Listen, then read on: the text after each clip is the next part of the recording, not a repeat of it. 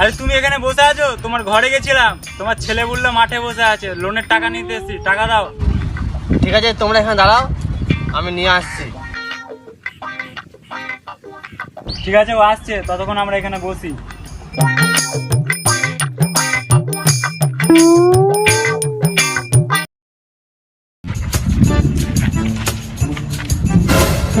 হ্যাঁ বলো, clear loan?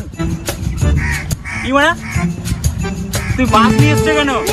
ওসব বাদ দাও, কত টাকা লোন পাওয়া বলো। আরে বাবা, তুমি এত তাড়াহুড়া করছো কেন? দাঁড়াও, খাতা থেকে বলছি কত টাকা লোন এসছে।